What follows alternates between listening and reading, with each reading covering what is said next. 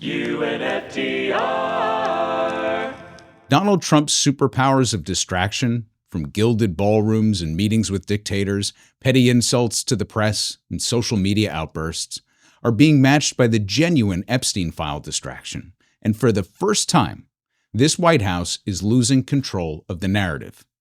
But if we push past the real and perceived distractions, there's a fundamental truth lying in wait that will soon take center stage: the next financial crisis.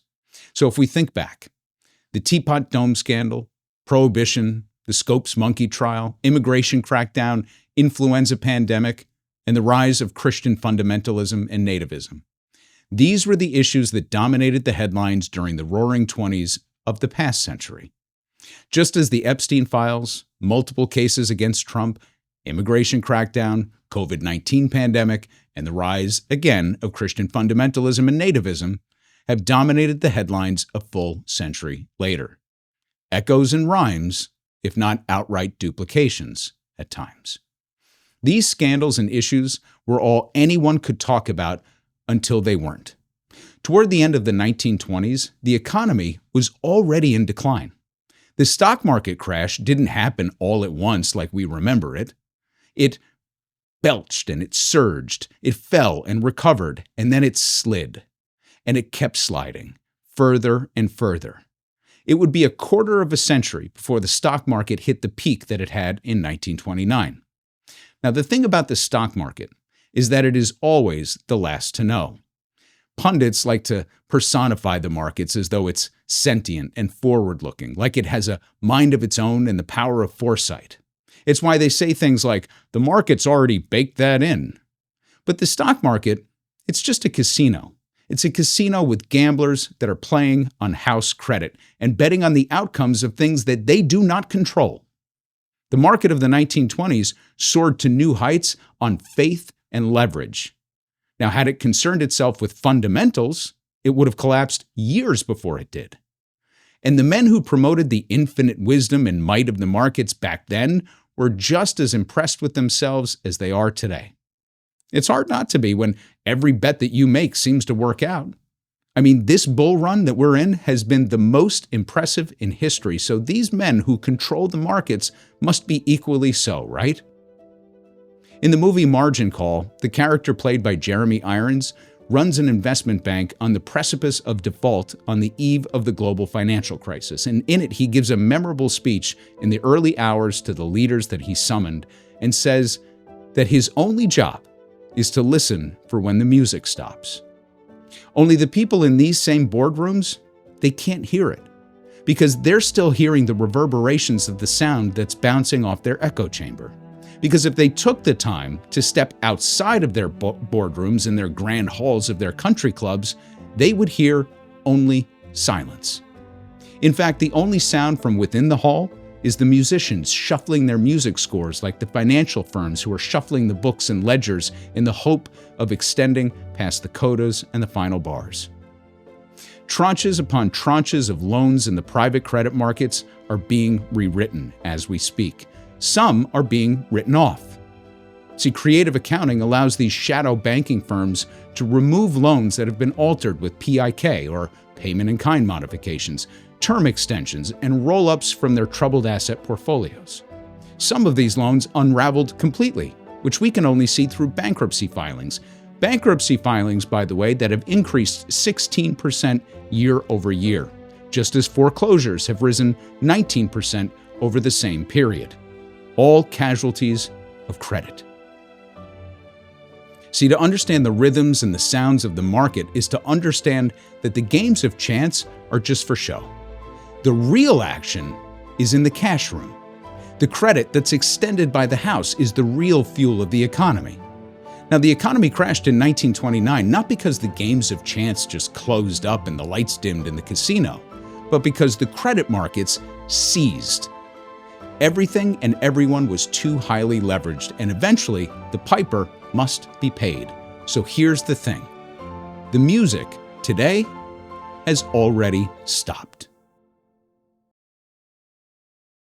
I take no pleasure in continually talking about the gloomy news of the economy. And here's the other thing. It's not all Trump's fault. If he's to blame for anything, it's the multiple accelerants that he's pouring on the fire while he tries to hold an increasingly tenuous grip on the GOP. This stranglehold is the sum total of his power, and if he loses it over the Epstein files and his cloak of invincibility falls, then we should all fear what comes next. Absolute power may corrupt absolutely, but fading power acts out in even more punitive fashion. So while his legislative and executive powers could theoretically wane in the coming months as more GOP members defect from Trump's orbit, his instincts to make headlines with wild political and economic moves will wreak more and more havoc. And the American people will ultimately be the losers in this battle. My continuing and deepening obsession with economic matters comes from a place of genuine terror. As I stated before, this economy is not entirely Trump's. We've been building toward a reckoning of epic proportions since the turn of the century, with the removal of regulatory guardrails in the 1990s, all coming to a head in the early aughts, and an overcorrection that created a shadow economy that now dwarfs the so-called regular economy. The evidence is overwhelming and ubiquitous. The buildup of leverage and private credit brought down the global economy in the 1930s. The size and proportions of these factors, though, pale in comparison to what we have today. The difference between them is solely in our ability to manufacture money out of thin air. It's what's held the U.S. economy together for the past 25 years, because the manufacturing base was liquidated from our shores and sent to the far reaches of the planet where environmental and labor regulations simply did not exist. See, as the world's reserve currency, we could print our way out of any predicament without fear of hyperinflation, the death of any mature economy. But now, our monetary chickens are coming home to roost. And those very countries that inherited our industrial base, they're all grown up now. And they have plans of their own. The entire global monetary order is shifting, and the US dollar has lost its luster. Our treasury auctions, necessary to fuel our ever-expanding debt, are more expensive than ever because demand is waning. And private actors that are dressed up as foreign intermediaries are stepping in to fill the void and playing roulette with leveraged funds in the process. See, hedge funds registered to the Cayman Islands are sitting on $1.8 trillion in U.S. securities, the largest holder of our debt, which is $1.4 trillion more than the Treasury told us they had. A fact that we only learned when the Federal Reserve uncovered it through SEC filings. These hedge funds are trading treasuries in the overnight markets in what's called a basis trade. More gambling, only this time it's literally on 100 times margin, and the house's money belongs to you and me. The Japanese carry trade, that's been so vital to our debt picture since Reagan forced Japan to devalue its currency, is beginning to unwind as their economy heats up, and their policymakers ignore our pleas to cool it off before Japanese investors just repatriate those dollars that also prop up our treasury market. This is a very bad turn of events. Nations that we once called our allies are reordering the global supply chain, and their central banks are withdrawing from our debt auctions as well. Brazil, Indonesia, China, Russia, South Africa, and India are discussing the possibility of a basket of securities and currencies that could prop up a global stablecoin in the near future to further decrease the reliance on the US dollar as the world's reserve currency. And the Trump administration's only response to that is to wed itself to the Saudi kingdom for cash and to build out a Trump family stablecoin as a safety net when his presidency concludes. A safety net, mind you, that could make the Trump family one of the wealthiest on the planet if it plays out the way they've planned. Here at home, U.S. companies have yet to realize any material value in the adoption of AI tools, and yet companies are using it as an excuse to lay off employees at startling rates. So hopeful is Wall Street about the promise of AI that it's pushing equities to absurd limits despite the obvious downside risk inherent in both its success and its failure. It's the ultimate lose-lose scenario. If it succeeds, the labor market loses. If it loses, then we've flushed trillions of dollars in badly needed capital down the drain for no good reason. All of which brings us back to Donald Trump. His economic agenda has proven to be the disaster that everyone knew it would be. The only thing propping up the job figures in the United States is the fact that he's liquidating the entry-level workforce through mass deportation. This is literally his sole accomplishment, and it comes at a tremendous social and economic cost that won't be easily repaired even if he drops dead tomorrow from a Big Mac-induced coronary. And because he's filled his cabinet with sycophants and hacks, there's no one to guide the ship while he's there, and certainly no one to step in should he actually drop. Actually, there is one, but he's not interested in the top job. The single most capable person in his administration is the one who's responsible for this entire agenda, and that's Russell Vought. And that's the thing that eats at me, because this is all what they want. At least it's what he wants. The rest of them are just too stupid to know what's happening all around them. All along, Russell Vought's design has been to tear down the administrative state and usher in some sort of white Christian autocracy. There's no better way to do that than to decimate the economy and deploy troops domestically. And we know all this, like I've said 1,000 times, because they wrote it all down. The feeble attempts of the judicial system to hold Vought's most violent plans at bay are barely enough to maintain calm. Russell Vought believes that America's salvation lies in having a heavy-handed theocratic dictator in charge. But that is not Donald Trump. Donald Trump is the bridge, not the endgame. In fact, Vought is on record, even though it was secretly taped, lauding the selection of J.D. Vance because he and people like Peter Thiel and Steve Bannon believe him to be their man on the inside, just waiting and biding his time. The political miscalculation, of course, is that Vance possesses neither the skill nor the gravitas to manage an enterprise on the scale of the United States, let alone the GOP. We may be an empire in decline, but we are still an empire. Slow-moving political coups like Vought's have succeeded in the past, but they're rare. In fact, the speed of his success might be his undoing. In tearing the country apart and destroying the economy, he risks immediate blowback. See, Americans still have the muscle memory of democracy, and economic mobility for that matter. And even if these two things have been elusive for certain populations, they exist in many of us, and it remains aspirational for most. It takes years to erase these sentiments and push a population to the brink. To wit, Adolf Hitler became the head of the National Socialist German Workers' Party in 1921. It took more than a decade for him to become chancellor, and a few more years after for Germany to devolve into autocratic depravity. These intervening years were especially brutal for Germany. The Treaty of Versailles extracted more money and gold from the defeated nation than ever before. It stole its dignity as well. And we've seen the images of the Reichsmark being burned by the wheelbarrow for heat. The Great Depression caused heartache the world over, but nowhere as profound as Germany, and still it took 14 years from the end of the war to put the Nazi Party in power. Now, in the months ahead, the collapse will be undeniable. The only way out will be more government intervention, somewhere between the Obama stimulus packages and the COVID packages that span the Trump and Biden terms. Those were temporary fixes that undergirded the bottom of the economy and sent more wealth soaring to the top. And in those instances, there were serious technocrats in charge of the process. But here's the thing. No such expertise exists in this White House. And if Trump succeeds in replacing Jerome Powell with some acolyte, then no such expertise will exist there either.